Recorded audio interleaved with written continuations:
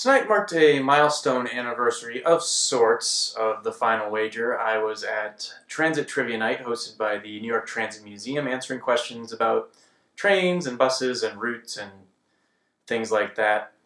My team took fourth, we took second last year, which was the same night that Arthur Chu went for the tie. And there's no self-service in the Transit Museum because it's underground in an old abandoned subway station.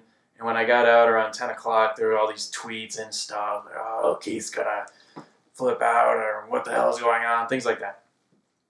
That game really changed the course of this blog and perhaps of Jeopardy. But nothing exciting tonight. Will in the lead, 16-2. Aaron, 12,800. Daniel, 4,800. Let's start with Aaron. I'm glad to see we don't have a Stratton's dilemma like we did last few nights. 12-8, 25-6. So to cover, that will be a wager of 9,400. He's wrong with that wager. He'll be left with 6,800. So to stay above that, I meant to put the min-max lines here, like I do on the blog, but let's do this. 6,000. And Daniel's going to have to get it right, so we'll give him a 4,800 right off the bat. Now, if Aaron wants to cover this, stay above Daniel, I should say, 9,600, 3,200, so it's a maximum here. And if for some reason Will wants to stay above Daniel, 9,600, that's going to be 6,600 at most. But we'll put that down there because I'm probably not gonna use it. Now we look at alternative wagers, the mind games.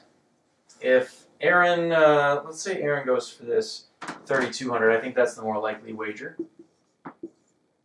She will want, if she gets it right, sorry, she'll have 16,000 exactly.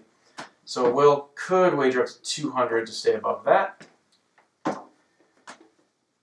And if she goes for this 6,000 amount, a little less likely, 18,800. So to beat that, that's going to be a wager of 2,600. Pair that down here, 2,600.